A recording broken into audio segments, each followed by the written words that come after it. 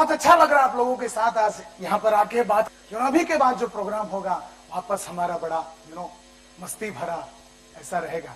और इसी सिलसिले में सोच रहा था क्यों ना यहाँ पर आज मैं खड़ा हूं और आप जानते हैं शायद कि मैं तो आज यहाँ पर नेटवर्क मार्केटिंग का तो मैं आदमी ही नहीं। I am not in RMP distributor, I am not into RMP. तो यह आदमी जो कुछ नहीं, नेटवर्क मार्केटिंग के साथ इसका कोई कनेक्शन नहीं है, यह आदमी ऐसा क्या है, क्यों ऐसा जानता है, या क्या है इसकी कहानी। तो मैं सोच रहा था कि मेरे बारे में दो चार बातें कहूं क्या। सुनना चाहेंगे तो जोर से बोलिए। राजेश टैगोर नाम है और तेलुगु आदमी हूं, आंध्र प्रदेशी।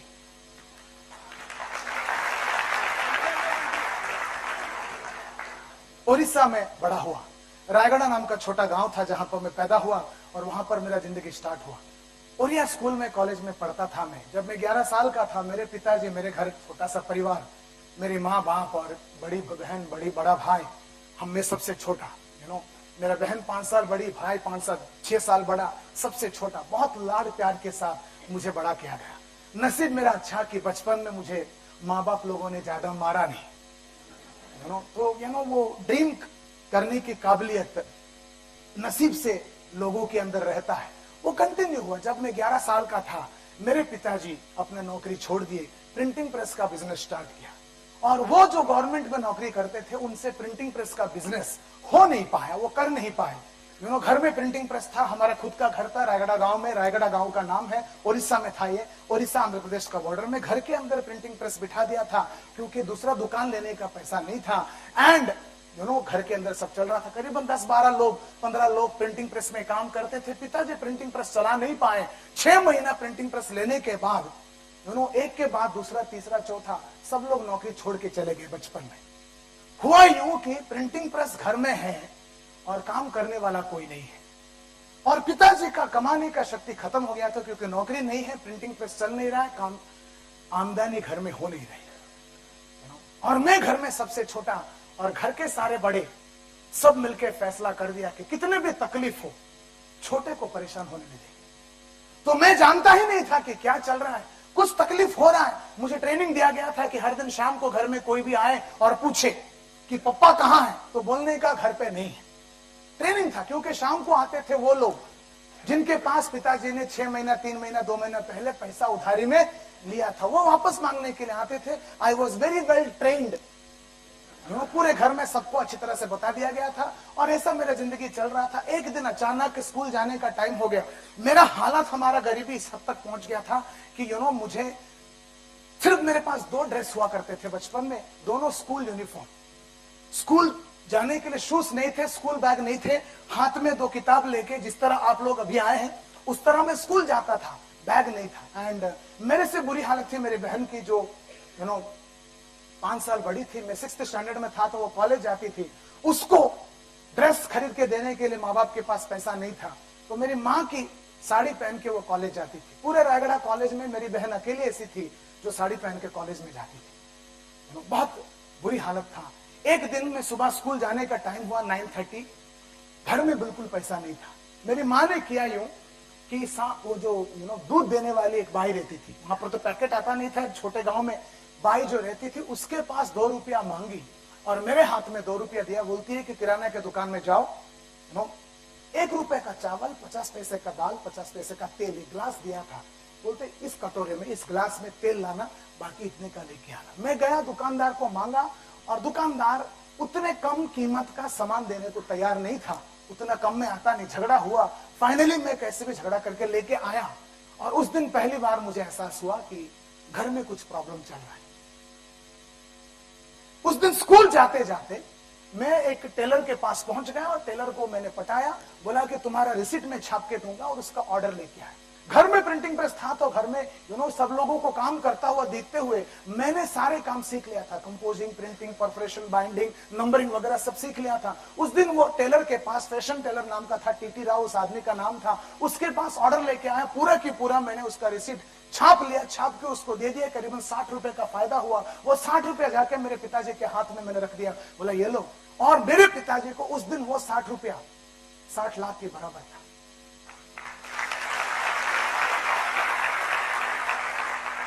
मेरे जिंदगी का वो पहला कमाई था 11वां साल में। वो 60 रुपया था जो मेरे जिंदगी को पूरा ओपन कर दिया। मेरे घर में कोई पैसा कमाई होता नहीं था, और उस दिन के बाद जब भी कोई प्रॉब्लम होता था, मैं प्रिंटिंग प्रेस घर में पड़ा है, कोई तो यूज नहीं कर रहा है, मैं जाता था, लोगों को बोलता था आपका मैं विजिटिंग कार्ड छापूंगा, आपका मैं रिसिप्ट बुक छापूंगा, आपका मैं एनवेलप छापूंगा, आपके बच्चों का बुक्स को मैं बाइंडिंग करूंगा। मैं कैसे भी करके किसी भी आदमी के घर में जाता था, किसी भी तरह पटाता था। 5 रुपया, 10 रुपया, 20 रुपया, 50 रुपया, कोई ना कोई ऑर्डर लेके आता था, पैसा कमा के लाता था, जिससे मेरा घर चलता था। ऐसा धीरे धीरे कमाने की जो शक्ति मेरे अंदर थी वो बढ़ती गई। अचानक 20 रुपया चाहिए तो पिताजी को मालूम है लड़का ला सकता है। अचानक 50 रुपया चाहिए, मम्मी को मालूम था कि लड़का ला सकता है, और वो बोलते थे आज 50 चाहिए, आज 20 चाहिए, मस्त चलता था। और वैसे पैसा कमाते कमाते मैं 11वां साल से लेके 15 साल तक हो गया, और महीने का करीबन 300-400 रुपया जो कमाता था वो 500-600 रुपया कमाने लगा। मेरी जो बहन थी वो कॉलेज खत्म करके वो भी नौकरी पे, प्राइवेट ट्यूशन कहीं काम पे लग गई, और उसने भी पैसा कमाना स्टार्ट कर दिया। मेरी बहन और मैं दोनों मिलके इतना पैसा कमाने लगे कि फैमिली पूरा की पूरा स्टेबल हो गया। 1988 में मेरी बहन का शादी कर दिया पिताजी ने, और शादी करने के चक्कर में वो जो गांव वाला पिताजी थे मेरे, वो जो पैसा चाहिए था वो पैसा पाने के लिए प्रिंटिंग प्रेस को बेच डाला। नतीजा मेरे पास जो एक ही पैसा कमाने का जरिया था वो भी खत्म हो गया। 1988, 1999, 89, 90 3 साल में बच्चों लोगों को ट्यूशन देते मैथमेटिक्स सिखाते मैं गांव में पढ़ा और बढ़ता रहा। 3 जुलाई 1991, मुझे डेट्स बहुत अच्छी तरह याद है क्योंकि मैं डायरी लिखता हूँ। हर दिन का पिछले 25 साल का 1985 से लेके आज तक पिछले 23 साल का हर दिन का हिसाब मेरे पास है। किस दिन किसके साथ कब किधर क्या किया सब मेरे को मालूम है। 3 जुलाई 1991 मेरा बीकॉम का एग्जाम गांव में कंप्लीट हुआ। 4 तारीख के दिन रायगढ़ गांव छोड़ दिया। 6 तारीख सुबह 6 जुलाई 1991 सुबह 6 बजे बॉम्बे दादर स्टेशन पहुंचा पहली बार,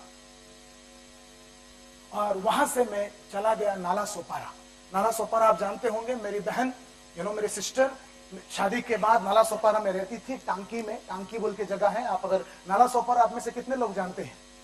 ये बहुत सारे लोग जानते हैं। वहां पर टांकी में वो रहती थी, वहां पर उनके घर में पहुंच गया सुबह 7 सवा 7 बजे, और मेरे जीजाजी ऑफिस के लिए तैयार हो रहे थे। घर के अंदर बैग लेके पहुंच गया। मेरे जीजाजी को मैंने सलूट मारा, बोला जीजाजी मैं आ गया। उनको छोटा सा एक अटैक आ गया। बोलते किधर आ गया? मैंने बोला सेटल होने को आ गया। सेटल होने को आ गया, जल्दी में ऑफिस जाने का तैयारी में। यानी तू क्या करेगा? उनको भी तड़प करना सुबह। बोलते क्या करेगा? मैं बोला मैं यहाँ पर काम करेगा। बोला क्या करेगा? नौकरी करूंगा। बोला कौन सा नौकरी करेगा? बोला मेरे को बहुत कुछ आता है। बोला क्या आता है? बोला बहुत कुछ आता है ना। बोला क्या आता है? वो डिटेल जानना चाहते थे। मैं बोला कंपोजिंग आता है, प्रिंटिंग आता है, बाइंडिंग आता है, प्रोफेशन आता है, नंबरिंग आता है, प्रिंटिंग प्रेस का सारे काम आता है। मेरे जीजाजी बोलते हैं कि ये सब बेटा तेरा रायगढ़ गांव में चलेगा मगर बॉम्बे में नहीं चलेगा। मैंने बोला ऐसा बॉम्बे में क्यों नहीं चलेगा? बोलते हैं बॉम्बे में पूरा ऑफसेट प्रिंटिंग होता है, ये तुम्हारा जो है लेटर प्रिंटिंग का जमाना खत्म हो गया। बोले ऑफसेट प्रिंटिंग का काम आता है? मैंने बोला वो तो नहीं आता है। बोलते ठीक है टाइपिंग आता है? ना नहीं आता है। ठीक है अकाउंट लिखना आता है? मैंने बोला वो भी नहीं आता है। बोलते हैं शॉर्ट हैंड आता है? मैंने बोला वो नहीं आता। क्लरिकल काम करना आता है? बोला वो भी नहीं आता। तो क्या आता है? बोला ये सब नहीं आता है। सुबह ऑफिस जाने का टेंशन में, चाय पीते मेरे जीजाजी टेंशन में आके, साला मैं उनका साला ही हुआ ना, आ गया गांव से। हम लोग तेलुगु में बात करते थे, ऑफ कोर्स उनको भी तेलुगु, मैं भी तेलुगु में बात कर रहे थे। ये होते होते उनको अचानक दिमाग में एक ख्याल आया, ये आदमी इनका साला जो सामने बैठा है गांव से भाग के आया है, इसको कुछ नहीं आता। और 1991 जिसको कुछ नहीं आता वो बनता क्या है?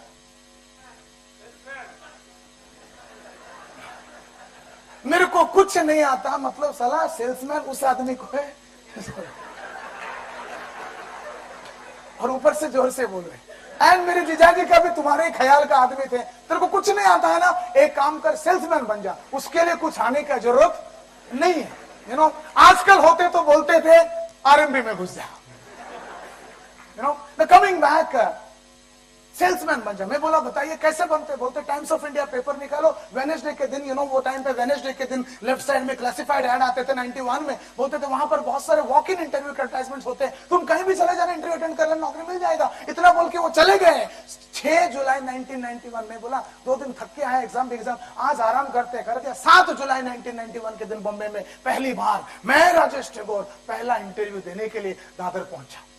ऐड आया था सेल्फ पेजेस नाम का कंपनी का, और मैं पहुंच गया कल्याण दास उद्योग भवन दादर प्रभादेवी जंक्शन के ऊपर। वहां पर पहुंच गया और वहां पर पहुंच के हालात देखा कि करीबन 150-200 लोग इंटरव्यू के लिए बैठे थे। मैं अंदर घुस गया, कैसे भी बायोडेटा को आगे पीछे कर दिया और मेरे को अंदर बुलाया गया और मैं अंदर पहुंच गया। और जैसे अंदर पहुंच गया इंटरव्यू शुरू हो गया। और इंटरव्यू शुरू होते होते खतरा,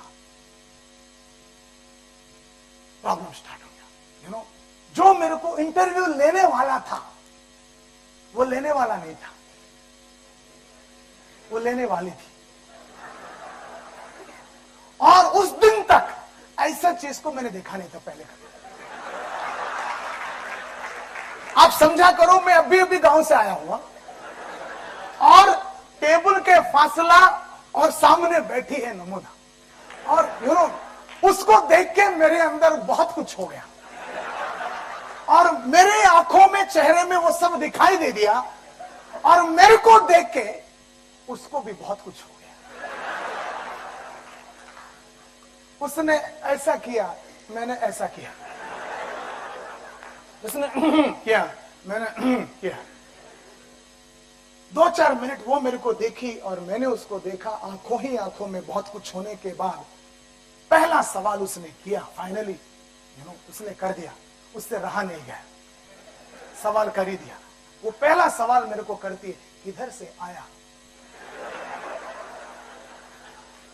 बड़ा सिंपल मेरे को जवाब देने का, रायागढ़ से आया। वो बोलती है वो किधर आया? मैं बोला वो उड़ीसा में आया। बायोडेटा लाया। अब ये क्या होता है उस दिन मेरे को मालूम नहीं था। मैं आया गांव से, गांव से, एकदम गांव से, पक्का 100% गांव से। और मैं गांव में जहां रहता था, उड़ीसा के गांव में, घर में तेलुगु बात करते थे, स्कूल में कॉलेज में उड़िया बात करते थे। जिस स्कूल कॉलेज में पढ़ा वहां के प्रिंसिपल को भी हिंदी इंग्लिश नहीं आता था। और बॉम्बे में सेटल होने के लिए, जिंदा रहने के लिए, एक हिंदी या इंग्लिश दोनों में से एक तो आना जरूर। ये दोनों मेरे को नहीं आता था और ये मेरे को पूछ रही है बायोडेटा लाया? अपना रायगढ़ वाला खोपड़ी मैंने यूज किया। मैंने बोला नहीं लाया। बोलते एक काम करो, इसने ऐसे थी ना, ऐसे बैठी थी, पीछे जरा हटी, ड्रॉयर खोली, पेपर निकाली, दे दिया मेरे को। बोलती है लिख के लाओ। मेरे को मालूम पड़ गया बायोडेटा लिखने वाला चीज होता है। वो क्या होता है मालूम? बोलते लिख के दो। मैंने लिख दिया BAYODATA, बायोडाटा लिखा, दे दिया। उसने कागज देखा, मेरे को देखा, कागज देखा, मेरे को देखा। 2-4 बार देखने के बाद पीछे सामने आके एक मुस्कुराहट के साथ बोलती है, हाँ हम आपको फोन करके बुलाएंगे। मैं सीधा नाला सोपारा रिटर्न वापस आ गया। तब तक शाम हो गया था और शाम को मेरी सिस्टर, वो भी नौकरी करती थी, वापस आके मेरे को पूछते हैं, बेटे मेरे भाई मेरे क्या हुआ? इंटरव्यू गया था। मैंने इंटरव्यू पूरा के पूरा समझा दिया, उसी तरह जिस तरह मैंने आपको समझाया। लड़की के बारे में ज्यादा, इंटरव्यू के बारे में कम। पूरा समझाने के बाद मेरे सिस्टर मेरे को पहली बार 7 जुलाई 1991 के दिन पूछती है, बेटा मेरे भाई, वो औरत, लेडी जो भी है, वो तेरे को फोन करके बुलाने वाली है ना, कौन से नंबर पे फोन करेगी? मेरा तब अक्ल खुला। बोलते हाँ यार, दिमाग की बत्ती खुल गई। और पहला दिन था तो मेरे सिस्टर ने मेरे को समझाया। बोलते बेटा, इतना बॉम्बे हो, नाला सोपारा हो, तेरा गांव हो, कहीं भी हो, आप लोगों के लिए भी पहला लेसन, कोई भी आदमी अगर बोलता है फोन करूंगा या फोन करूंगी, इसका मतलब आप समझ जाना, वो बड़े प्यार से बोल रहे हैं गेट लॉस्ट। ओके, उसने मेरे को वही बोला, आज मेरे को समझ में आ रहा है। ओके ना, उसके बाद मेरे सिस्टर चाय पिलाई, लेके गए नाला सोपारा स्टेशन के बाजू में ईस्ट में तुलिंज में, वहां पर एक टाइपिंग ट्यूटर इंस्टीट्यूट हुआ करता था वो जमाने में, ASDF सेमीकोलन LKJ वाला, वहां पर बिठा के मेरा बायोडेटा उसने टाइप किया, जेरोक्स मारी और 100 कॉपी मेरे हाथ में मेरे हाथ में दिया और बोलती है कल के बाद कोई भी बायोडेटा मांगा तो ये देना। मैं बोला डन, नो प्रॉब्लम। मैं बायोडेटा के लिए सबके सब तैयार हो गया। एंड कहानी मतलब अगला दिन से मैं इंटरव्यू अटेंड करना चालू किया, रोज जाता था, इंटरव्यू अटेंड करता था। मेरा काम है, बड़ा डिटरमाइंड था बचपन से ही, मैं जब तक कोई चीज को पकड़ लिया हासिल नहीं करूंगा तब तक हार नहीं मानूंगा। मुझे नेगेटिव चीज इफेक्टिव नहीं करता है। मैं रोज जाता था, इंटरव्यू अटेंड करता था। मेरा कोई भी इंटरव्यू 1-2 मिनट से ज्यादा चलता नहीं था। जिधर भी जाता था पब्लिक मेरे को 1-2 सवाल पूछता था। एक तो अपने को देखते सब समझ में आ जाता, 1-2 सवाल पूछता था और सब कुछ खत्म हो जाता था। बम्बई के लोगों में एक खास बात है, खास करके आप लोग जो बम्बई की हो, मैं जो बम्बई का अभी बन गया हूं, बम्बई के लोगों के 1991 में मैंने ऑब्जर्व किया, खास बात यह था कि कोई भी आदमी के ऊपर एक नजर मारते हैं तो उनको मालूम पड़ जाता था कि यह बम्बई का माल नहीं है। मैं कितना भी तेल लगा के जाऊं, कुछ भी क्यों, वो लोग एक नजर में, और मालूम तो पड़ जाता था। वो लोग मेरे को 1-2 सवाल पूछते थे, किधर से आया, used to be a regular question. किधर भी जाता था मेरे को पूछते किधर से, और अपन जुबान खोलता था, खोलते खोलते उनको कंफर्म हो जाता था। जो डाउट जरा से भी था वो कंफर्म करते थे और कागज रख के भेज देते थे। मैं जिधर भी जाता था ऐसा होता था, 2 मिनट से ज्यादा कोई इंटरव्यू गया नहीं, मगर मैं जिद थाम लिया था कि बॉम्बे हार जाएगा मगर मैं नहीं हारूंगा, नौकरी तो लेके ही रहूंगा।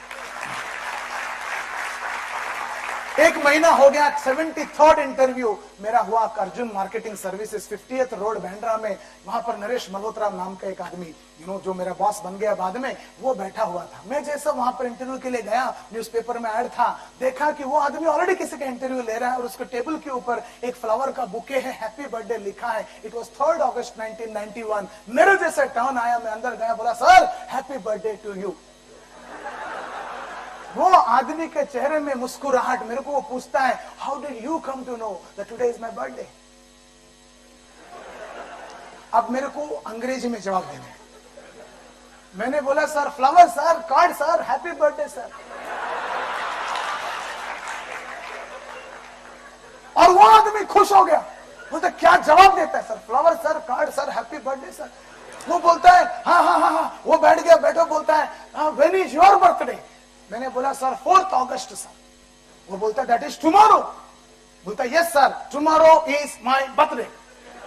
बायोडेटा में वही लिखा था, 4 अगस्त 1970 लिखा था। उसने मेरे को ज्यादा पूछा नहीं, पूछा होता, उसने पूछा नहीं, मैंने बोला नहीं, और बोलता है यू गॉट द जॉब। मैंने बोला क्या जॉब करना पड़ेगा। बोलता है हम कार्बन बनाते हैं, अर्जुन कार्बन, तुम्हारा काम है कार्बन पैकेट बेचने का, 80 रुपए का कार्बन पैकेट।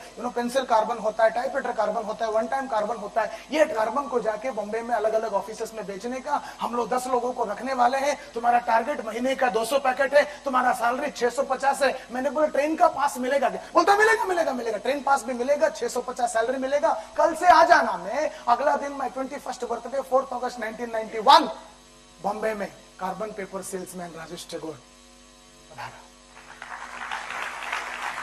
और देखते देखते काम करते करते 1 महीना हो गया, और 1 महीना होते होते इंतजार का वो दिन आ गया, 5 सितंबर 1991। मेरे जिंदगी का बॉम्बे में पहला सैलरी डेट। बहुत जल्दी ऑफिस में पहुंच गया और मेरे सैलरी लेने के लिए 650 सैलरी, 6,05,000, 50,000 सपने लेके मैं जब पहुंचा तो मेरा बॉस नरेश मल्होत्रा कैबिन में बुला के मेरे को पूछता है सैलरी देने की जगह पर, राजेश हमारे कंपनी में नंबर 1 कौन है।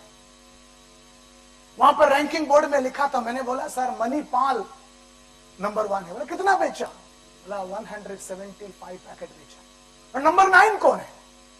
बोला सर किशोर है। बोला कितना बेचा। बोला 46 पैकेट्स बेचा। लास्ट नंबर 10 कौन है। अब इसका जवाब मेरे पास नहीं था। मैं सर नीचे कर दिया और सामने लिखा था ऑफ कोर्स। लोग बोलते हैं कितना बेचा। जवाब जैसे नहीं है। बोलते राजेश तुमने 23 पैकेट बेचा, 23 पैकेट्स। वो भी जो 9 नंबर में किशोर है उसका आधा 46 का आधा सैलरी का चेक में से फाड़ा। बोलते हैं तुम्हारा टारगेट 200 पैकेट का है, 200 की जगह 100 बेचोगे तो चल जाता, पहला महीना है। 50 भी बेचते तो चला देते। 23 इज नॉट एक्सेप्टेबल। ये महीना सैलरी दे रहे हैं मगर अगला महीना ये भी नहीं देंगे। वो चेक जो हाथ में था फट करके मेरे ऊपर फेंका। बाकी सब मुझे अच्छा लगा, फेंकना अच्छा नहीं लगा। वो उड़ता उड़ता गया, नीचे गिरा। मुझे उठाना नहीं था, वहीं पर खड़ा रहा। 2 मिनट के बाद तो क्या हुआ मेरे को पूछते हैं। अंदर से कहीं से गुस्सा आया मेरे को और जवाब निकला। बोलते हूं कि सर पूरा महीना मैंने मेहनत किया, पूरा अब्दुल रहमान स्ट्रीट छान मारा, पूरा फोर्ट छान मारा, पूरा नरीमन पॉइंट छान मारा, पूरा दादर छान मारा, बॉम्बे सेंट्रल छान मारा, पूरा घाटकों पर, अंधेरी, बोरीवली सब जगह घूम चुका हूं, हर स्टेशनरी दुकान में जा चुका, हर ऑफिस में जा चुका हूं। जहां भी जाता हूं लोग बोलते हैं इंटरेस्ट नहीं है, पैसा नहीं है, बाद में आओ, तुम्हारे कंपनी के बारे में सुना नहीं है, पहले सैंपल देके जाओ, बाद में देखेंगे, ऐसे ऐसे बोलते हैं। सर मैं क्या करूं? बोलते हैं तुम बाहर वेट करो, बाद में बात करता हूं। मैं बाहर चला गया, चेक वहीं पड़ा था और ऑफिस में माहौल जैसा गर्म हो गया। सब लोग छोड़ के चले गए फटाफट, अपनी सैलरी विलरी लेके निकल गए। करीबन 11 बजे ऑफिस में मुझे कैबिन के अंदर वापस बुलाया मेरे बॉस ने और मेरे को बोलते डीएसआर लेके आना। डीएसआर होता है डेली सेल्स रिपोर्ट, जो हर दिन शाम को हम लिखते थे। और डीएसआर निकाल के मेरे को बहुत सारे सवाल पूछने लगे। बहुत सारे सवाल पूछा और बोलते डीएसआर लाओ पूरे के पूरे। बोलते ये आदमी ने क्या बोला, वो आदमी ने क्या बोला, हर चीज के बारे में, हर आदमी के बारे में बहुत सारा पूछने के बाद मैंने 1 महीने में कुछ 525 विजिटिंग कार्ड इकट्ठा किया था। सबके सब जवाब देने के बाद उनको उस दिन समझ में आया, लड़का ने मेहनत किया है मगर रिजल्ट नहीं आया। ये तो 525 विजिटिंग कार्ड नहीं आता। नंबर 2, हर कार्ड में पीछे लिखता था किसने क्या बोला और रिपोर्ट में वही रिफ्लेक्ट होता था। तो उन्होंने पकड़ने को कोशिश किया मगर मैंने झूठा काम नहीं किया था।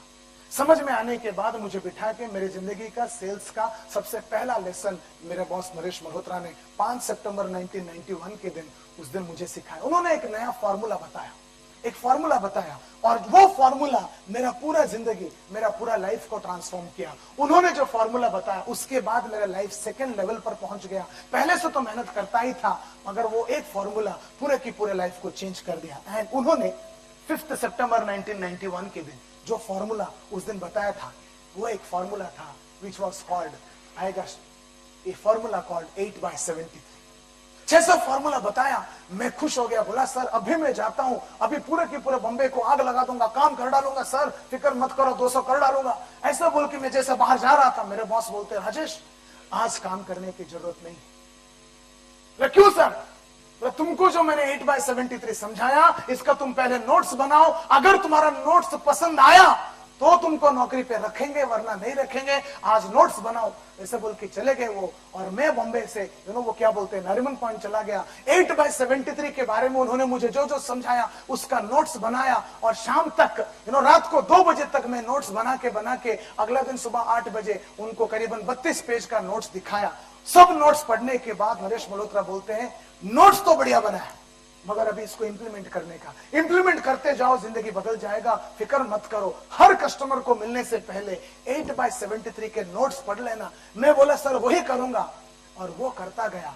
अगला महीना कस्टमर के सामने जाता था और मिलने से पहले एक बार और उसको जाके इंप्लीमेंट करता था। देखते देखते दूसरा महीना आ गया मेरा दूसरा सैलरी डे 5 अक्टूबर 1991 और 5 अक्टूबर तक वो जो नोटिस बोर्ड था, नोटिस बोर्ड के हालात जरा बदल गया था। 1 नंबर पर जो नाम था मणिपाल पहला महीना, उसका नाम 2 नंबर पर आ गया था। सामने फिगर था 176। 1 नंबर पर नाम चला गया था राजेश टैगोर, फिगर था 1760।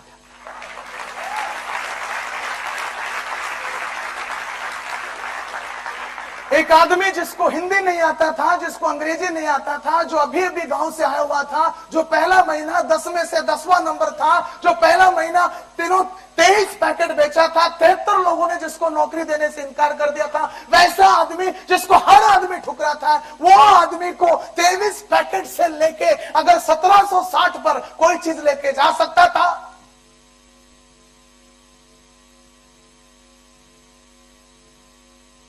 वो ये था 8/70। 5 अक्टूबर 1991 के दिन मेरा बदनसीब, मेरा बॉस नरेश मल्होत्रा, जिन्होंने मुझे ट्रेनिंग देके बड़ा किया, उन्होंने वो ऑफिस में नहीं थे, तो हमारे कंपनी का director Arjun marketing services India private limited के डायरेक्टर संजीव तेजवानी साहब, उन्होंने फर्स्ट फ्लोर के उनके कैबिन में बुलाया और बोलते, राजेश सामने बैठ जाओ। बैठ गया मैंने और बोलते, राजेश तुम्हारे लिए एक गुड न्यूज है और एक बैड न्यूज है। मैंने बोला, मेरे लिए बैड न्यूज क्या है सर? बोलते, पहले गुड न्यूज देंगे। सर क्या है गुड न्यूज? तुम्हारा सैलरी 650 से बढ़ाकर 1000 रुपीज कर रहे हैं। मैं खुश हो गया। बोलता, सर बैड न्यूज क्या है? बोलता है, bad news, bad news, bad news. सामने बैठा हुआ संजीव तेजवानी खड़े हो गए और bad news, bad news, bad news, bad news, bad news. ये कुर्सी ऐसा था, मैं सामने बैठा था, मेरे कंधे के ऊपर हाथ रख के बोलते, राजेश समझा करो, कंपनी हमारा अभी अभी स्टार्ट हो रहा है, थाना में फैक्ट्री है, 2 शिफ्ट चलाते हैं, तो महीने का 900,000 पैकेट कार्बन बनता है। तुमने 1 महीने में इतने सारे ऑर्डर बुक कर लिए कि अगला 3 महीना कार्बन पेपर बेचने का।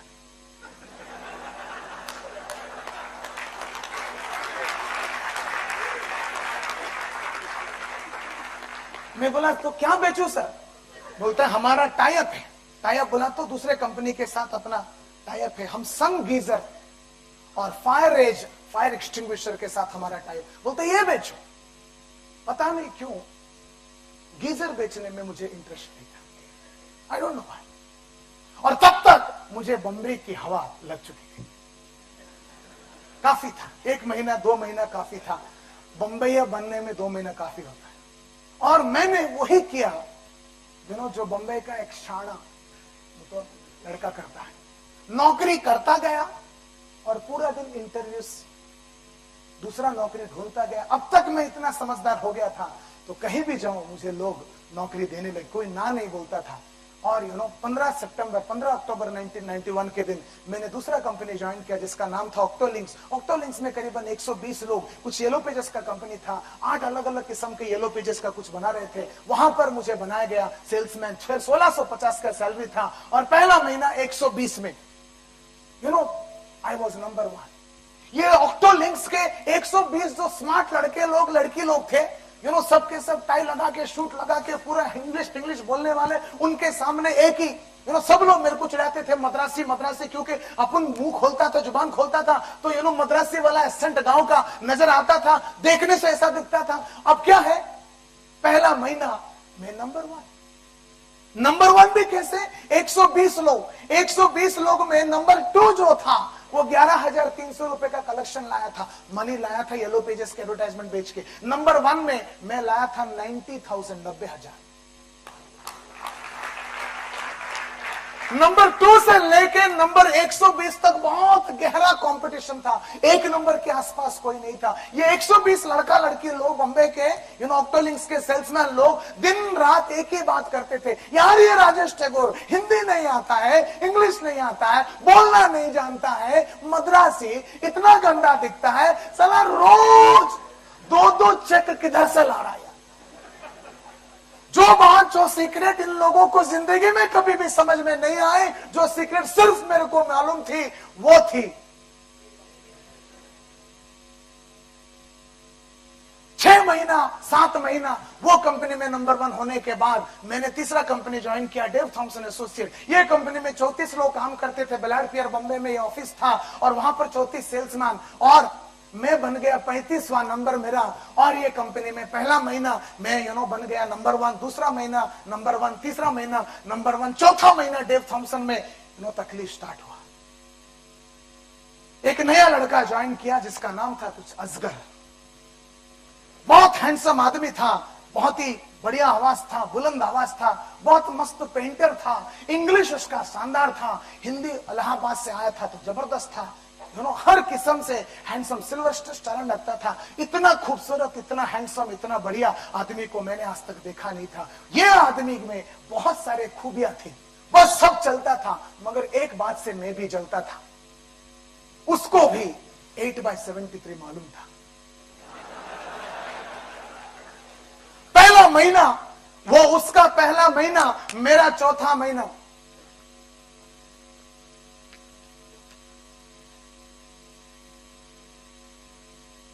लास्ट डे के दिन अचानक बाई चांस मैं नंबर 1 पर हूं, असगर नंबर 2 पर है, और हम दोनों के बीच में जो डिफरेंस था बहुत ही कम था।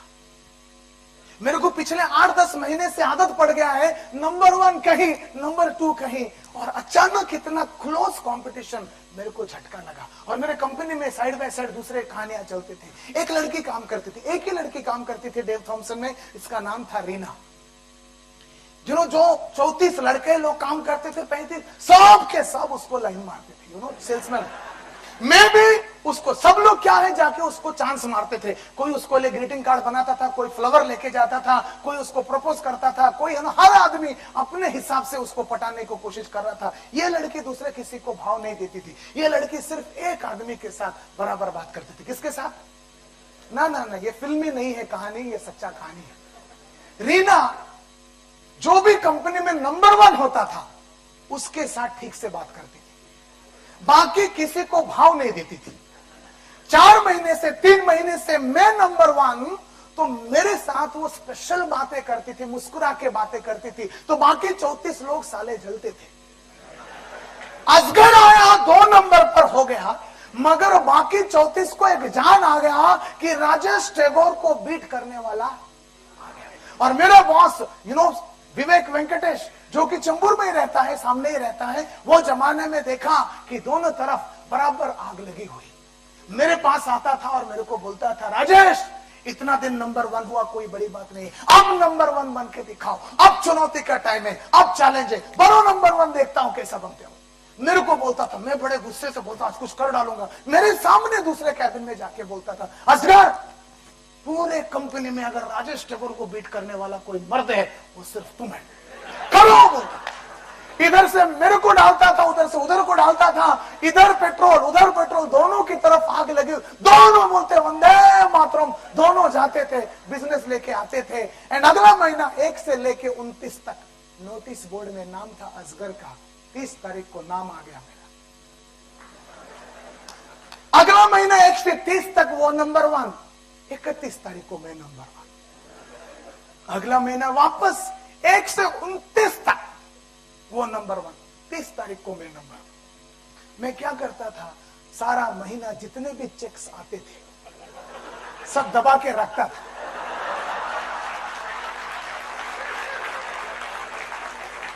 अचानक 30 तारीख को निकलता था। अपने को मालूम है नंबर 1 नहीं बनेगा, लड़की भाव नहीं देगी। अंदर से मैं उसको बहुत चाहता था, वो जमाने की बात कर रहा हूं, बहुत चाहता था अंदर से बहुत। और सब लोग उसको कोशिश करते थे। मैंने कभी बोला नहीं, क्योंकि मेरे को अपना गेटअप फिगर वो जमाने का मालूम था, मैंने तो बोला नहीं। एंड असगर क्या, जितने भी चेक्स आते थे दिखा देता था। 3 महीना कंटिन्यूस देखा, 30 तारीख को ये साला 25 चेक ला रहा है, 40 चेक ला रहा है, कुछ तो दाल में काला है, समझ में आया। चौथा महीने से असगर ने भी चेक छुपाना स्टार्ट किया, और मेरा नसीब अच्छा, किसी ने मुझे बता दिया, देख राजेश वो भी गेम खेल रहा है।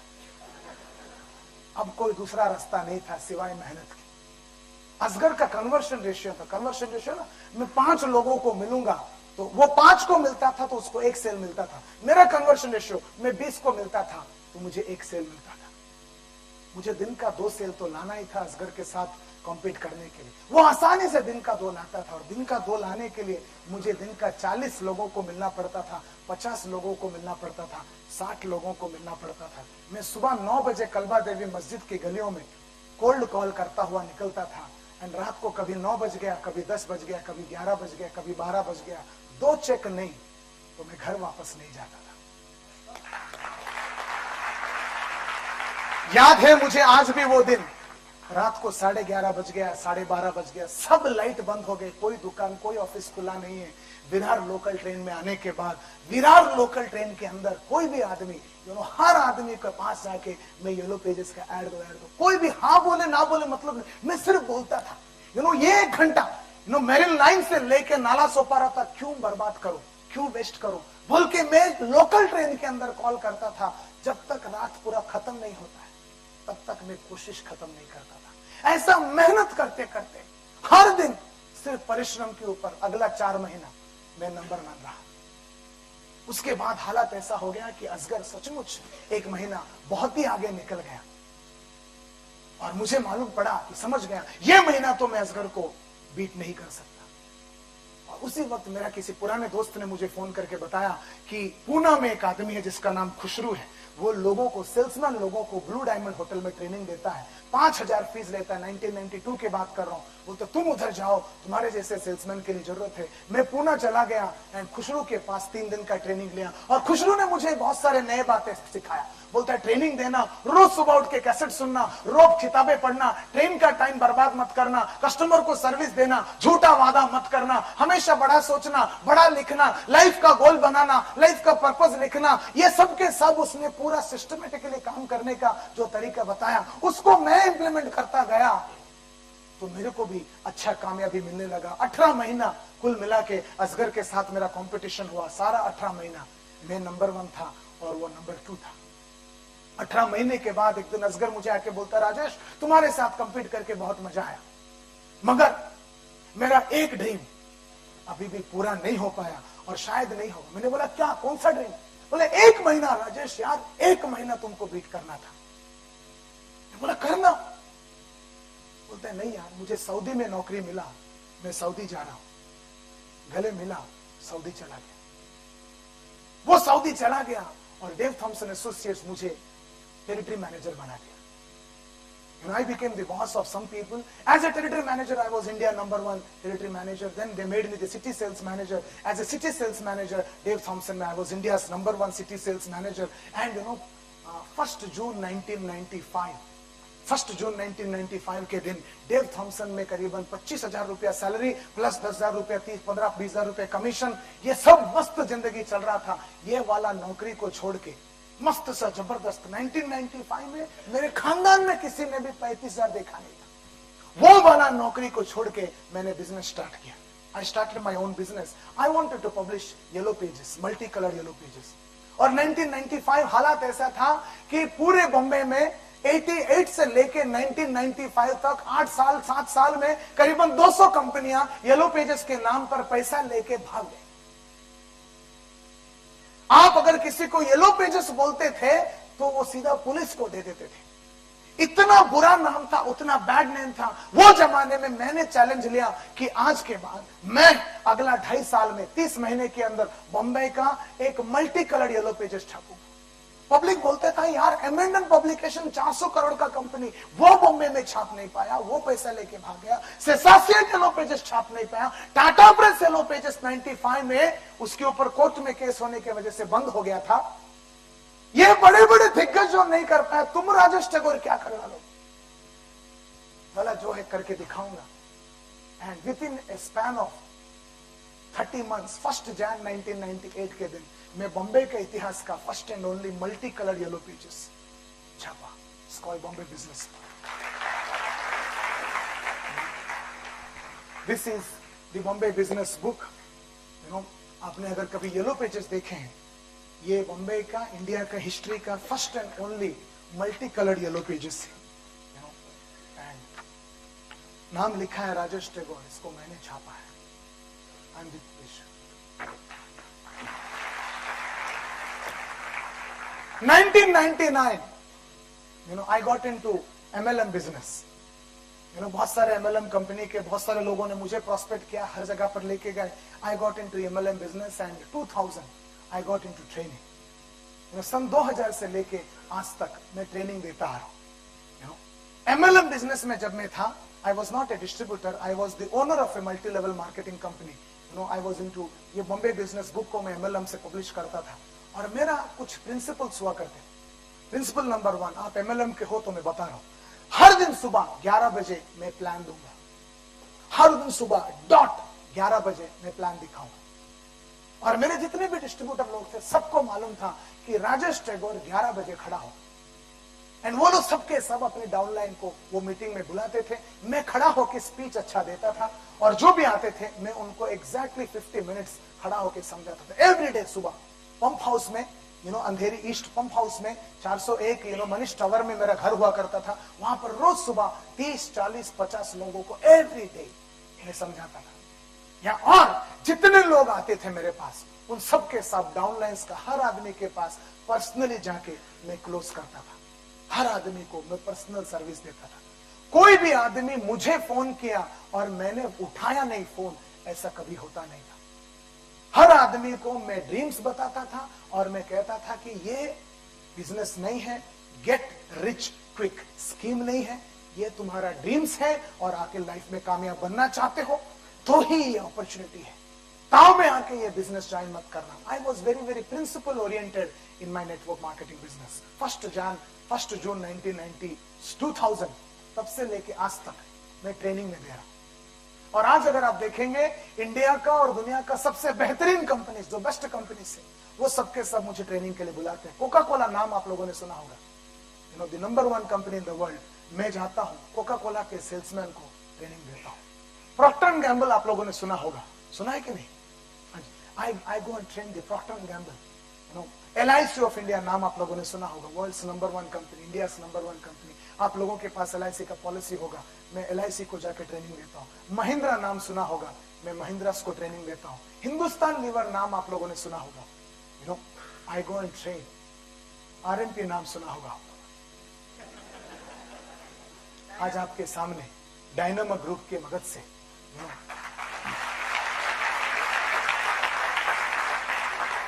That's a brief story about me. मेरा छोटा सा जिंदगी के जितने सपने मैंने देखा था आज तक, उस सब के सबको हासिल किया और आगे भी मेरे जिंदगी के सारे ख्वाब पूरा करूंगा। That's me. That's my life. Any questions?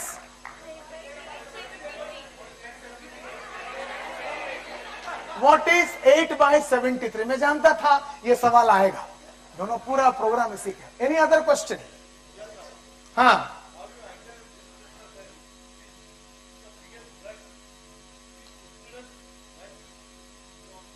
Good.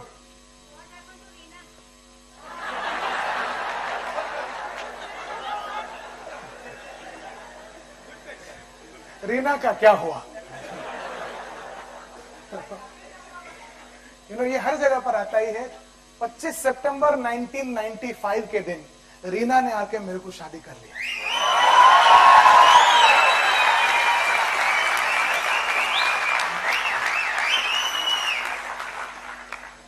And हम दोनों शादी के बाद बहुत मेहनत किए। वो बॉम्बे बिजनेस बुक दोनों मिलके ही हमने पब्लिश किया।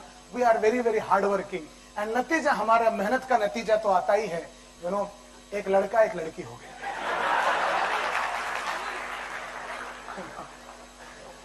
Any other question? 8/73 क्या है? यही आखिरी क्वेश्चन है। हाँ, क्या है ये बात मैं आपको क्यों बताऊं? हाँ,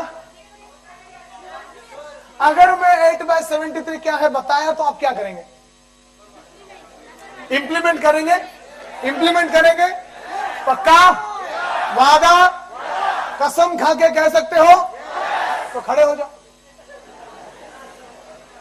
बोलो मैं कसम।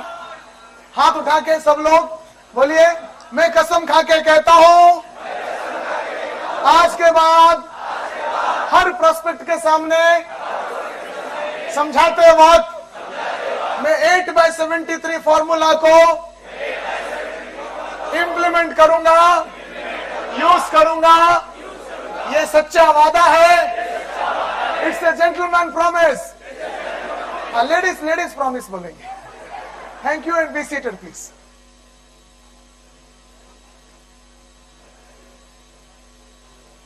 एट बाय 73, हाँ, ये 8/73 के बाद ब्रेक पे जाएंगे, ठीक है ना? 8/73 के बाद तक आप रोक सकते हैं अपने आप को?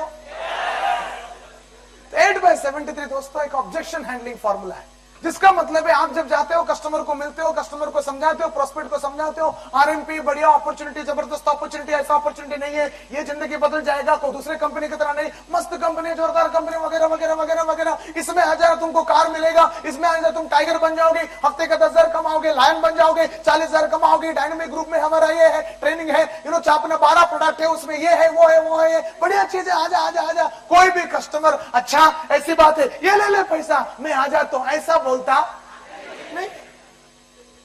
हर आदमी तुम समझाने के बाद सोचने लगता है, बोलता है ठीक है, बहुत सुना है, बहुत देखा है, तूने कितना कमाया, तेरे अंडर में कितने हैं।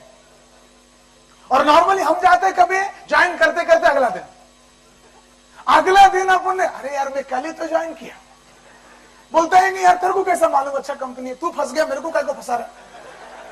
लोगों के सब स्टार्ट हो जाते हैं। तो हम लोग जब कस्टमर के पास जाते हैं, कोई भी आदमी आजा रजा ये माल लेके जा बोलता नहीं है। ये कस्टमर लोग जो हम लोगों को, प्रोस्पेक्ट लोग जो बोलते हैं अभी नहीं, बाद में आना, तू कैसे फंस गया, तेरे को अकल नहीं, ये सब जो बोलते हैं, ये सब के सबको सेल्स की भाषा में बोलते हैं ऑब्जेक्शन। और ये ऑब्जेक्शंस को हैंडल करने वाला फॉर्मूला है 8/73। इसमें दो भाग है, पहला 8 के बारे में है, दूसरा 73 है। 8 is about sales people, 8 is about you and me, 73 is about prospects, customers, जो जिनको हम लोग जाते हैं पटाने के लिए, जिनको हम लाते हैं बिजनेस सेल करने के लिए, बिजनेस अपॉर्चुनिटी, 2 पार्ट्स। ओके, सो 8 के बारे में पहले बात करते हैं। 8 का मतलब यह है, अगर पूरे दुनिया में 100 नेटवर्क बिल्डर्स हैं या 100 सेल्समैन या 100 हमारे जैसे लोग हैं, हम लोग जाते हैं कस्टमर के सामने, प्रोस्पेक्ट के सामने, बैठाते हैं, समझाते हैं, बोलते हैं यार बहुत ही अच्छा अपॉर्चुनिटी है, ये जो है जिंदगी बदल जाएगा, तेरा कौन सा ड्रीम कार है वो आ जाएगा, देख इतने सारे लोगों ने कमा लिया, ये देख वो देख, समझाते हैं। प्रोस्पेक्ट बोलता है ठीक है यार, सोचते अभी करना, अब भी मेरे को इंटरेस्ट नहीं, टाइम नहीं, अब भी टाइम नहीं, अब भी इंटरेस्ट नहीं, ऐसा बोलते हैं क्या? कोई भी बोलते हैं तो बोलिए आए। और बहुत सारे लोग बोलते हैं, ये अपनी बातचीत का हो गया ऑब्जेक्शन नंबर 1। सेल्स की भाषा में बोलते हैं फर्स्ट ऑब्जेक्शन। हम जाएंगे, कस्टमर कोई भी आजा राजा चेक लेके जा बोलेगा नहीं, कुछ तो बोलेगा, नॉलेटे से अभी मेरे को इंटरेस्ट नहीं है, इज ऑब्जेक्शन नंबर 1। ये ऑब्जेक्शन सुन के जो 100 लोग उसके सामने गए थे, 100 में से 44% sales people all over the world give up on the first objection. 100 में से 44 वहीं पर खत्म हो गए, बोलते इंटरेस्ट नहीं है तो मैं क्या कर सकता हूं, जाने दे यार, वापस आ जाते। बचे कितना? 56। वो लोग अभी तक खत्म नहीं हुए, सामने बैठे हैं, वो अभी भी समझा रहे हैं, बोलते यार आरएमपी बढ़िया अपॉर्चुनिटी, 12 प्रोडक्ट, फॉरेन टूर का मौका, तुम अगर करोगे जल्दी से, हफ्ते में एक बार पेमेंट, इतना बढ़िया अपॉर्चुनिटी मिलेगा नहीं। क्या तेरे को पैसा कमाने में इंटरेस्ट नहीं है? क्या तेरे को गाड़ी खरीदने में इंटरेस्ट नहीं है? क्या आपको लाइफ बना सुधारने में इंटरेस्ट नहीं है? क्या आपको ड्रीम्स को फुलफिल करने में इंटरेस्ट नहीं है? क्या आपको जिंदगी बनाने में इंटरेस्ट नहीं है? आरएमपी ज्वाइन करो, सबके सब अपने आप हो जाएगा। चलो 7,000 का लोगी या 8,000 का, अपने जो प्रोडक्ट्स है, वैक्यूम क्लीनर लोगे या शूट या लैपटॉप, यानी अपन ने एक्चुअली क्या किया, उसने जो बोला इंटरेस्ट नहीं है उसको हैंडल किया। मगर हैंडल कितने लोग करते हैं? 56 ही करते हैं। 100 में से 44 तो इंटरेस्ट नहीं है सुन के खत्म ही हो जाते हैं। सबको समझ में आ रहा है, बराबर है ना? ये 56% जब समझाते हैं तो प्रोस्पेक्ट 2-3 मिनट सोच के दूसरा मारता है, बोलते इंटरेस्ट नहीं है, बोला तो ऐसा इंटरेस्ट है, ऐसा नहीं है, ऐसा करो, अभी क्या है, पगार मिलके बहुत दिन हो गए, पैसा नहीं है, अब एक काम करो, अगला महीना आ जाना, अगला महीना करते, पगार की बात करते, बराबर है? कैसा बोलते हैं क्या? अभी नहीं, बाद में। तो ये हो गया ऑब्जेक्शन नंबर 2। ये दूसरा ऑब्जेक्शन सुन के जो 56 बचे थे, उसमें से 22% पीपल, ये इंटरनेशनल रिसर्च है, बोलते हैं 22% people give up. when the customer raises the second objection. दूसरी बार जब इनकार करता है, ना बोलता है, रिजेक्ट करता है, रिफ्यूज करता है, तो 56 में से और 22% लोग निकल जाते हैं। 56 में 22 गए तो बचे 34% पीपल अभी तक कस्टमर के घर से, प्रोस्पेक्ट की यहां से वापस आए नहीं है। वो लोग आगे समझाते हैं, क्या बात कर रहे हैं, अगला महीना करेंगे। सर, अगला महीना तक जो काम हो सकता है वो ये महीना आज ही स्टार्ट करने में क्या प्रॉब्लम? अगला महीने तक हो सकता है 4 हफ्ते में 10-10 हजार के हिसाब से 40,000 आप एक्स्ट्रा कमा लें। अगला महीने तक हो सकता है कि आपके 10 और दोस्त दूसरे के अंडर में ज्वाइन कर लें। वैसे भी कहावत है, कल करो सो आज कर, आज करो सो अब। कुछ लोग तो जरा 2 स्टेप आगे जाते हैं, अगर बहुत ही क्लोज है तो बोलते तेरा शादी हुआ ना, शादी के टाइम पे तूने क्या बोला, अगला महीना हनीमून बोला कि आज ही हनीमून बोला तूने? अरे हनीमून को अगला महीना, और चला बाकी सबके लिए। समझ में आ रहा है ना आप लोगों को? समझ में आ रहा तो बोलिए हाँ। तो जैसा है, बच्चा जब होता है 5 साल का, हम थोड़े ना बोलते अगला महीना एडमिशन लेंगे, अगला साल एडमिशन लेंगे। याद रखो, जिस वक्त जो काम करना है उस वक्त वही काम करना है। बेस्ट टाइम लाइफ का स्टार्ट करने का जब मैं आया हूं, मैं आज आ गया हूं, तो स्टार्ट करते हैं। मुझे बताना कि 6,000 वाला प्रोडक्ट से स्टार्ट करेंगे या 8,000 वाला। यानी आपने एक्चुअली क्या किया, 34% पीपल सेकेंड ऑब्जेक्शन को हैंडल किया। कस्टमर अभी चुप नहीं बैठता है, प्रोस्पेक्ट बोलता है यार तुम जो बोल रहे हो बराबर ही है, मैं भी सोच रहा हूं, मगर एक्चुअली प्रॉब्लम ऐसा है, एक बार तो पापा को पूछना ही पड़ेगा, वाइफ को पूछना ही पड़ेगा, भाई को पूछना ही पड़ेगा, सीए को पूछना ही पड़ेगा, ऑलरेडी मेरा देखना ही पड़ेगा, किसी ना किसी को पूछना ही पड़ेगा। बोलते हैं ना, भाई को, बाप को, मम्मी को, अंकल को, आंटी को, बाजू वाले की बीवी को, किसी ना किसी को पूछना, ऐसा बोलते हैं कि नहीं? This is called objection number 3। तीसरा ऑब्जेक्शन सुन के जो बचे थे 34%, उसमें से 16% people give up when they hear the third objection. तीसरा ऑब्जेक्शन सुन के 34% खत्म हो गए। ये 34% खत्म होने के बाद बचे कितने? 34 में 16 खत्म हो गए, बचे कितना? 18%। ये 18 कस्टमर को सामने जाके समझाते हैं, तीसरा ऑब्जेक्शन का जवाब देते हैं। बोलते हैं आज हम लोग जो बात कर रहे हैं सब्जेक्ट का, उसका महत्व समझना। आज हम बात कर रहे हैं आपकी कमाई का। आप हफ्ते का 10,000, अगला महीने से 40,000, 3 महीने के बाद हफ्ते का 40,000, यानी महीने का 1.25 लाख। उसके बाद हफ्ते का लाख रुपया। आप कमाने के बारे में बात करो। आप एक हफ्ते का लाख रुपया कमाना चाहिए या नहीं चाहिए, इसका फैसला आप करेंगे कि आपका चच्चा करेगा? चाचा करेगा, वो कमाया, उसका नहीं करेगा, उसके बारे में बाप सोचेगा, उसके बारे में। आपके लाइफ के बारे में कौन सोचेगा? आप सोचेंगे। आपके बच्चे के बारे में कौन सोचेगा? आप सोचेंगे। मैं आज बात कर रहा हूं आपकी वाइफ, आपके बच्चे, आपके लाइफ के बारे में, तो वही बात कर रहा हूं। आपकी लाइफ के बारे में कौन सोचेगा? बोला मैं ही सोचूंगा। वही बोल रहा हूं, 8,000 करेंगे या 6,000? Objection handled. कस्टमर बोलता है यार एक्चुअली तेरे को मैं सच बताता हूं, अभी 8,000 नहीं है। तो जैसे अभी मेरे पास पैसा नहीं है, जैसे पैसा आ जाएगा तब मैं फोन करके बुला दूंगा। ऐसे बोलते हैं क्या? This is called objection number 4। जैसे कस्टमर बोलता है अभी मेरे पास पैसा नहीं है, ये सुन के जो 18% बचे थे उसमें से 10% people give up on the fourth objection. 10% लोग चौथा ऑब्जेक्शन सुन के वापस चले जाते हैं। 18 में 10 चले गए, बचे कितना? 8। ये लोग वापस नहीं, ये लोग कस्टमर के सामने बिठा के समझाते, सर क्या बात कर रहे हो, पैसा नहीं है? नहीं है। सचमुच पैसा नहीं? नहीं है। कसम खा के बोल पैसा, तो तेरे कसम यार पैसा नहीं। बोलते पैसा नहीं है, इसीलिए आरएमपी ज्वाइन करना जरूरी।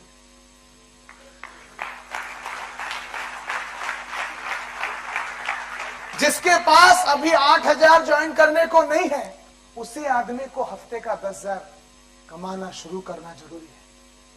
उसी आदमी को हफ्ते का लाख रुपया कमाना जरूरी है। कि जिंदगी में कभी भी ये किसी को भी नहीं बोलो कि मेरे पास पैसा नहीं है। तो दोस्त, आज ये डायलॉग तुम आखिरी बार बोल रहे हो। जरूरत पड़े तो पत्नी की मंगलसूत्र को गिरवी रख दो। बोल के वो डायनामिक का वो फोटो निकाल देना, वो सीडी निकाल देना। वो आदमी जो था ना, बोला मेरे वाइफ का गिरवी रख के मैंने क्या हुआ, देख ये आदमी आज गाड़ी में घूम रहा है, लाखों कमा रहा है। वाइफ का गिरवी रख के उसने स्टार्ट किया था 8,000 रुपए। बराबर है कि नहीं? इसलिए बोल रहा हूं, तुम वाइफ का गिरवी रखेगा कि बाइक गिरवी रखेगा? Now what they are doing is they are not asking that, they are handling the fourth objection. ये फोर्थ ऑब्जेक्शन हैंडल करने के बाद कस्टमर के पास बचता कुछ नहीं है।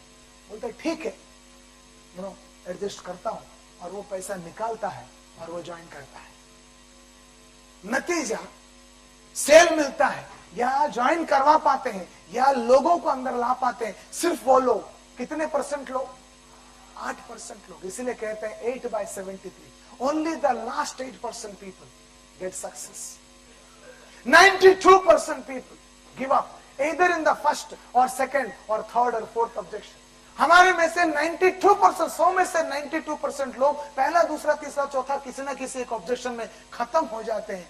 इसीलिए 8% and they get success. Only the last 8% people get success. Only the last 8% success achieve success. 8/73 का 8 का मतलब है 100 में से 8 ही कामयाब होते हैं, जो 4 ऑब्जेक्शन के बाद भी टिकते हैं। 92% पीपल 4 के अंदर खत्म हो। सब लोगों को समझ में आया? yes or no? 8 out of 8/73 आप लोगों को अगर समझ में आ गया है, अभी अगला सवाल क्या है? 73 क्या है? 73 इज अबाउट प्रोस्पेक्ट्स। इसका मतलब यह है कि 73% of all genuine prospects all over the world put a minimum of 4 objections or raise a minimum of 4 objections, rejections before saying yes. ये दुनिया का वसूल है कि कोई भी आदमी जेन्युइन है तो हां बोलने से पहले मिनिमम 4 बार ना बोलने को कोशिश करे। वो ट्राई करता है कि इसकी बात में दम है कि नहीं, ये देखने के लिए। आप जब जाते हो एक दुकान में कपड़ा खरीदने के लिए, शर्ट खरीदने के लिए, आप कभी भी ऐसा हुआ कि तुम दुकान में गए, एक शर्ट देखा, पूछा कितने का, बोलता 1500 रुपए का, और ठीक है 1500 दे दो, ले लो। ऐसा कभी भी होता है? तुम जाते हो, अच्छा ये शर्ट 1500, इतना महंगा क्यों है, इसमें क्या है, पूछते ही हो ना। वो बोलता ठीक है 1200 वाला दिखाता हूँ, हटा 1000 वाला दिखाता हूँ, 2000 वाला दिखाता हूँ। उसके बाद आप दूसरा मारते हो, उसके बाद तीसरा, उसके बाद चौथा, मिनिमम 4 बार उसको रिफ्यूज करने के बाद ही हम शर्ट खरीदते। जूता खरीदने जाते, शूज खरीदने जाते, दुकान में गया, सेल्समैन ने शू दिखाया, बोलते 3000 रुपए का, पैसा दे के चुपचाप खरीद लेते? नहीं, खरीदते वक्त हम मिनिमम 4 बार सोचते हैं। यस और नो? वही है 8/73। हर आदमी हां बोलने से पहले 4 बार सोचेगा, और जब सोच रहा है उस वक्त कुछ ना कुछ बोलेगा। वो ये नहीं बोलेगा देखो मैं सोच रहा हूं, शांति, ऐसा बोलने वाला नहीं।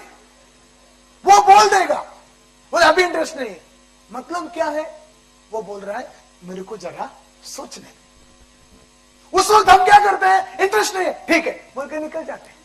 जो निकल गया उसको सेल मिलता नहीं है। इवन औरत, लेडीज सब्जी जब खरीदने को जानते हैं, बैगन, भैया को पूछते कितना, वो बोलता है 20 रुपए किलो। एक भी औरत आज तक 20 रुपया दे के सब्जी खरीदी नहीं। 20 रुपए के लिए मिनिमम 4 थप्पड़ मार के, 4 बार परेशान करके ही औरत खरीदते। यस और नो? तो दुनिया का रीत है, वसूल है कि खरीदने से पहले, हां बोलने से पहले, फैसला करने से पहले मिनिमम 4 बार ऑब्जेक्शन डाले। ना प्रॉब्लम ऐसा है कि 92% पीपल, 92% सेल्स पीपल 4 के अंदर खत्म हो जाते हैं। 73% सेल 4 ऑब्जेक्शन हैंडल करने के बाद आता है। 92% 4 के अंदर खत्म हो जाते हैं। 73% पीपल 4 बार ना बोलने के बाद ही हां बोलते हैं। इसीलिए वही लोग जो 4 के बाद टिके रहते हैं, 4 के बाद ही उत्साहित रहते हैं, 4 के बाद भी कोई फर्क नहीं पड़ा फिर भी ज्वाइन करो बोलते हैं, उन्हीं लोगों को बिजनेस मिलता है। आप लोगों को मेरी बात समझ में आया तो बोलिए। 8/73 का तात्पर्य ये है, बड़ा सिंपल। कस्टमर, मैं हमेशा कहता हूं कस्टमर एक बॉल की तरह होता है।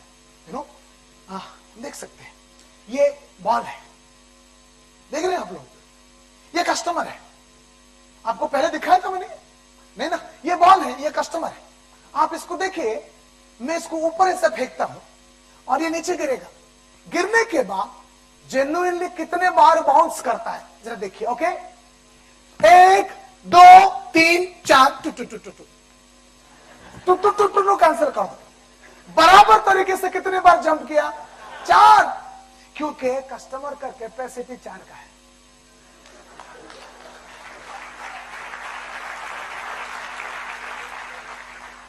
वापस देखिए 1 जेन्युइन बाउंस 4 है। ज्यादातर सेल्समैन आरएमपी के भाई लोग, तुम लोग कैसे हो?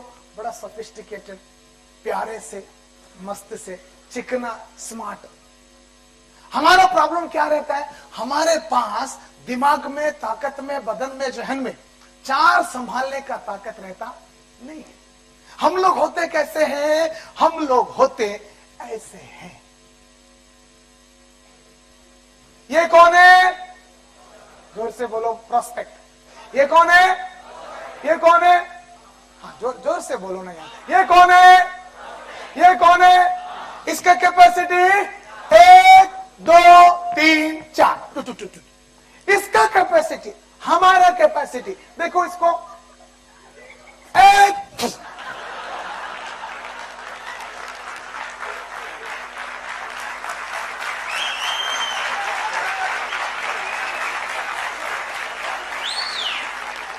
ये है मिसमैच। कस्टमर को 4 के बाद वो चुप बैठेगा, अपन 1 में खलास हो गया, दोनों को साथ में छोड़ेंगे तो हालत देखिए, इसका हालत देखिए। ये कौन है? प्रोस्पेक्ट। ये कौन है? हाँ, तो दोनों को साथ में छोड़ेंगे तो किसका कैपेसिटी कितना है? ये खत्म, इसका चालू है, इसका चालू है। एंड प्रैक्टिकली यही होता है।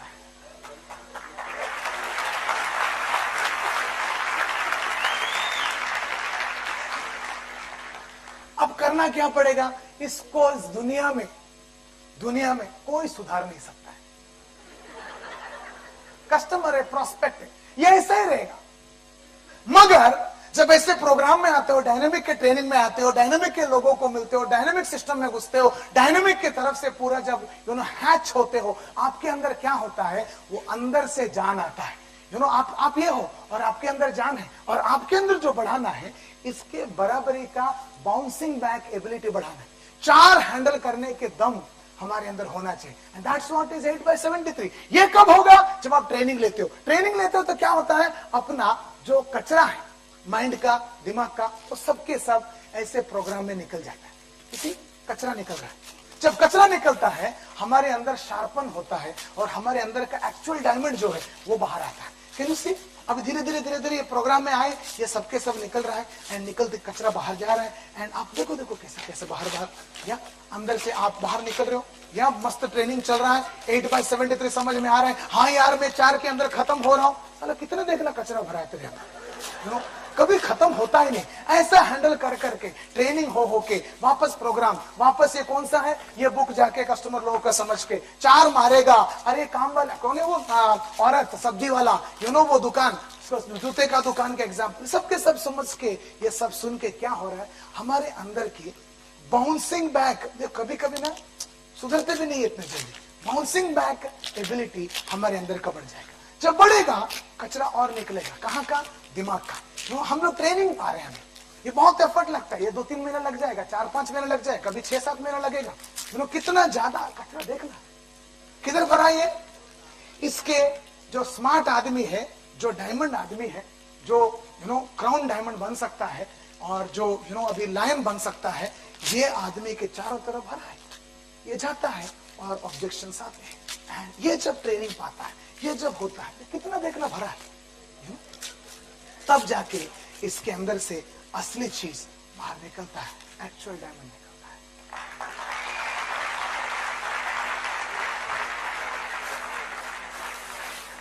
ये प्रोग्राम के बाद 8/73 समझने के बाद ये कौन है, ये कौन है, हाँ, ये प्रोग्राम के बाद प्रोस्पेक्ट कैसा रहेगा, वैसा ही रहेगा। इसका कैपेसिटी कितना, 1 2 3 4। ये प्रोग्राम के बाद हमारा कैपेसिटी क्या रहेगी, देखो 1 2 3 4 5 6 7 8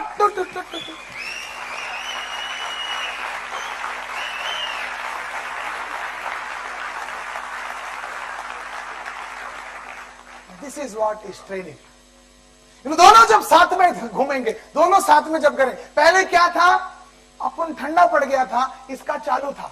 अब देखते हैं किसमें कितना है दम, आप देखें जरा। अब देखते हैं ये कौन है, ये कौन है, 1 2 3। देखो इसका, देखो हालत, देखो ये खत्म, अपना चालू है, चालू है, चालू है, चालू है, चालू चालू चालू चालू चालू, अभी तक डांस हुआ।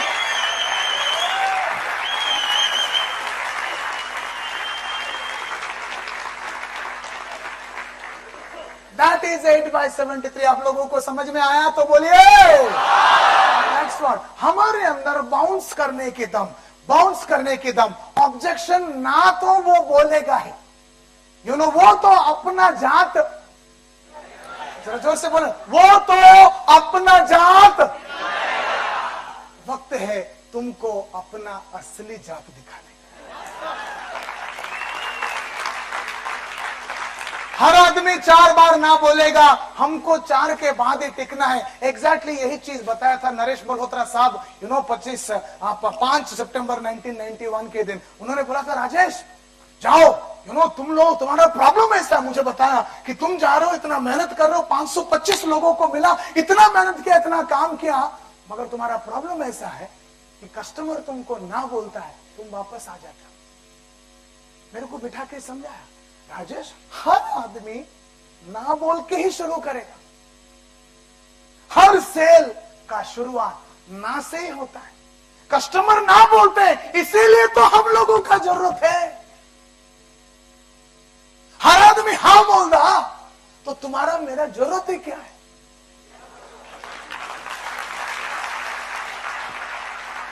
ना है इसलिए लाखों करोड़ों कमाने का मौका है। ना को मोहब्बत करो, ना को पसंद करो, और ना को संभालने के काबिलियत को डेवलप करो। नरेश मल्होत्रा साहब ने समझाया कि कस्टमर मिनिमम 4 बार ना बोलेगा, तुम पहला में खत्म हो जा रहे हो। मैं बोला, चलो सर आपने समझा दिया, आज के बाद कोई भी कुछ भी बोलेगा, मैं जाऊंगा पूरा बॉम्बे को जला डालूंगा, आग लगा डालूंगा, राख कर दूंगा सर।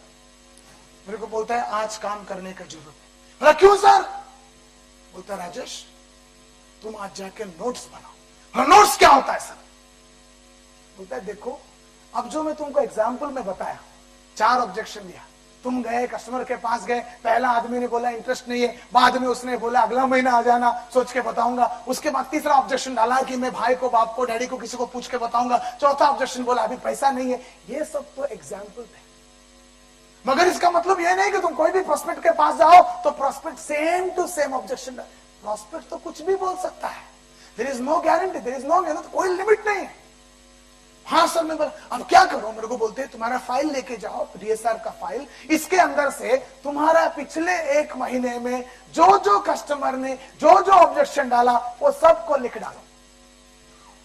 देखा तो कुल मिला के 15 20 25 30 ऑब्जेक्शन हो, वो ऑब्जेक्शन लिख डालो। आगे जिंदगी में ये ऑब्जेक्शन आएगा तो इसको मैं कैसे हैंडल करूंगा, वो जवाब भी लिख डाल। मैं बोला आइडिया अच्छा है सर। बोले जाओ लिख डालो, एक ने दो दो तीन तीन जवाब लिखो। मैं चला गया, पूरे की पूरा डीएसआर फाइल में से नोट किया तो करीबन 32 ऑब्जेक्शन थे, 32 जात के ऑब्जेक्शन लिख दिया। उसके बाद में दिमाग लगाया ये ऑब्जेक्शन आएगा तो जवाब क्या हो सकता है। दो तीन जवाब लिखा, दूसरा ऑब्जेक्शन उसका जवाब, तीसरा ऑब्जेक्शन उसका जवाब, चौथा ऑब्जेक्शन उसका जवाब, ऐसे पूरा 32 ऑब्जेक्शन और उसके जवाब। रात को 2:30 बजे तक लिख के अगला दिन सुबह लेके मेरे बॉस को दिखाया। मेरा बॉस बोलता है यार बहुत अच्छा है, बस अब इतना याद रखो मेन काम तो तुमने कर दिया, अब इसको इंप्लीमेंट करना। यानी प्रोस्पेक्ट के पास जाने से पहले एक बार याद दिला दो कि ये अगर ये डायलॉग बोलेगा तो ये जवाब है, ये डायलॉग बोलेगा, एक बार सिर्फ रेफर कर लेना काफी, क्योंकि तुमने खुद लिखा है, तुम्हारा दिमाग काम करेगा। मगर एक बार एग्जैक्टली उसके दुकान के अंदर, उसके घर के अंदर, उसके पास जाने से पहले ऑब्जेक्शन आएगा 4, उसका ये आएगा तो ये जवाब, ये आएगा तो ये जवाब, ये आएगा तो ये सब याद कर लेना। बोला सर करता हूं। उसके बाद मैं जहां जहां जाता था, मैं अब्दुल रहमान स्ट्रीट पहुंच गया। जाते जाते प्रोस्पेक्ट के यहां जाने से पहले चाय दुकान में बैठ गया, पूरा रेफर कर लिया, 32 ऑब्जेक्शन दिमाग में, ये बोलेगा ये बोलेगा ये जवाब। ये होने के बाद मैं अब्दुल रहमान स्ट्रीट में गया। एक दुकान था, दुकान के सामने खड़ा हो गया और अपने जूते को ऐसा पॉलिश मारा। 6 सितंबर 1991 के दिन मैंने बोला कस्टमर आज तू गया। मैंने बोला तेरी मर्जी, आज तेरे को जो जो बोलने का है बोल। सारे इंटरेस्ट नहीं है, पैसा नहीं है, बाद में आऊंगा, सुना नहीं, तेरे को जो बोलने का बोल। आज तेरे दुकान से राजेश टेगोर चेक लेके जाएगा या उसका लाश जाएगा। ऑब्जेक्शन सुन के वापस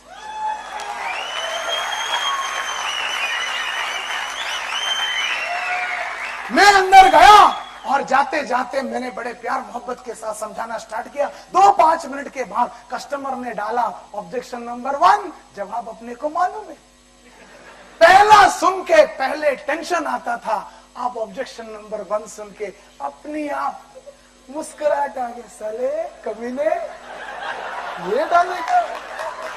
अब क्या है, स्माइल अपने आप आ जा रहा है और साला ये बोलेगा मालूम है और इसका जवाब भी मालूम है। जवाब दिया और समझाया। मैंने बोला चलो ले लो इसी बात पर, और कस्टमर 2 मिनट सोच के डाला ऑब्जेक्शन नंबर 2। अपना दिल का धक धक धक धक धक धक धक धक शुरू।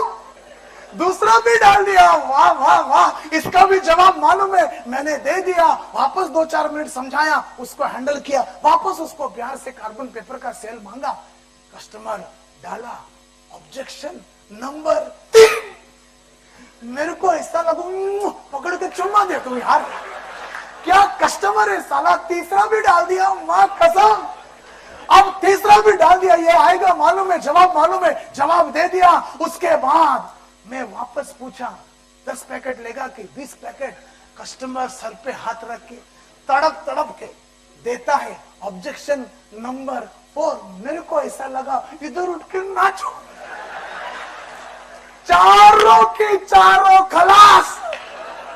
कस्टमर के बंदूक में गोली नहीं है, अपने पास 32 भरा है अभी भी।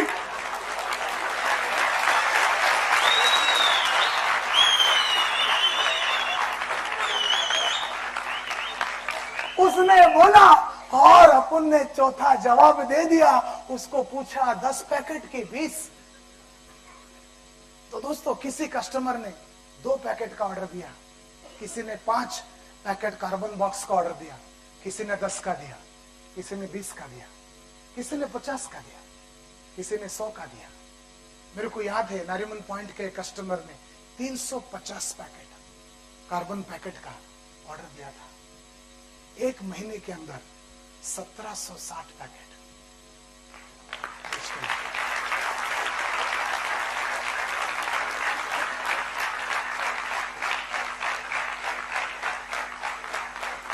हद हो गई इस बात की।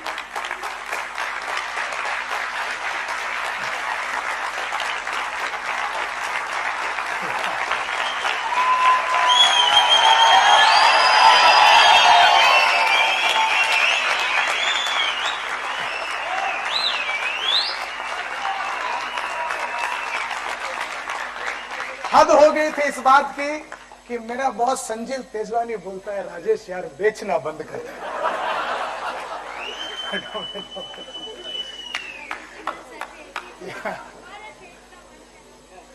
यार 8/73, you know, that's what is the power.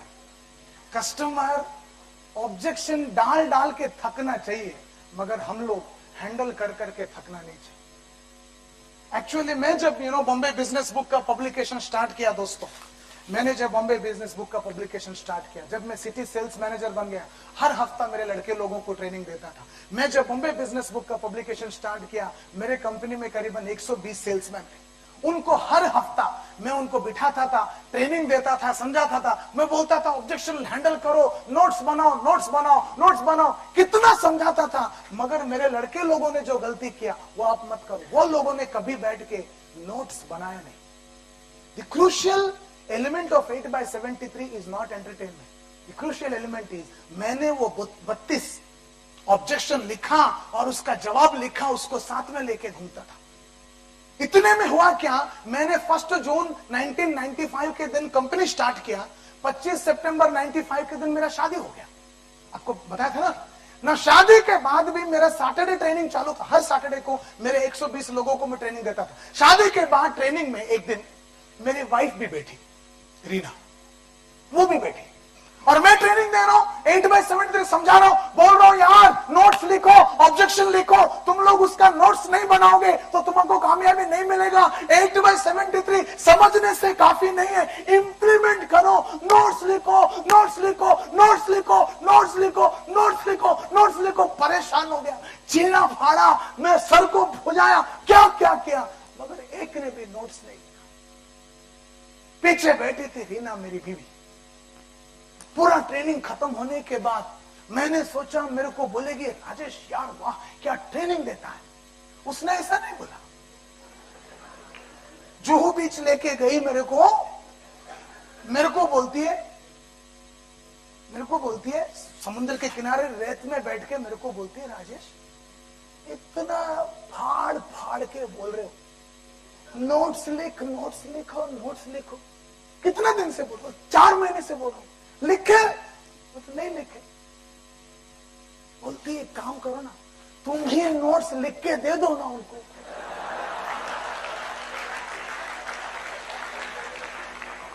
दुनिया में दूसरा कोई भी बोलता तो बात को मैं रिजेक्ट कर डालता।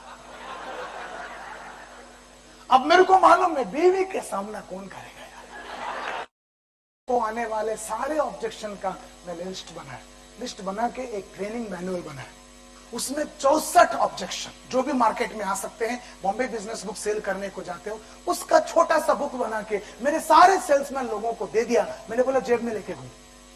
और ये लोग क्या करते थे, जेब में लेके घूमते थे, कस्टमर के पास जाते थे, कोई भी प्रोस्पेक्ट कुछ भी ऑब्जेक्शन डालता था, ये लोग सर 1 मिनट सर बोलते थे, निकालते थे, जवाब करते थे। इंश्योरेंस के लैंग्वेज में बोलते ready reckoner for objection handling. आपको मतलब वो छोटा सा बुक था, आप अभी भी मेरे पास है, आपको चाहो तो दिखा सकता हूं। देखना चाहेंगे आप लोग? शायद यहां पर है,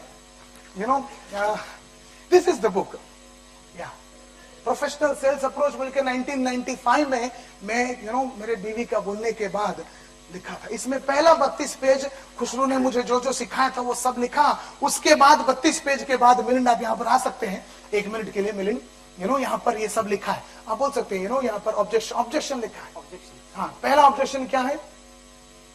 First you publish your direction, then come for an advertisement. हाँ, first you publish your directory, then come for advertisement. तो ये जवाब, अगर ऑब्जेक्शन आया, जवाब क्या है? जवाब नंबर 1, जवाब नंबर 2, जवाब नंबर 3। उसके बाद दूसरा ऑब्जेक्शन, उसके बाद तीसरा, उसके बाद चौथा, 5वां, 6वां, 7वां, 8वां, एक ऑब्जेक्शन, और एक ऑब्जेक्शन का 2-2, 3-3, 4-4 जवाब, ऐसा कुल मिला के 64 ऑब्जेक्शंस, और वो सबका जवाब लिख के दे दिया। नतीजा इंडिया के इतिहास का दोस्तों, first and only multi coloured yellow pages, ये बुक छपा इसके वजह से।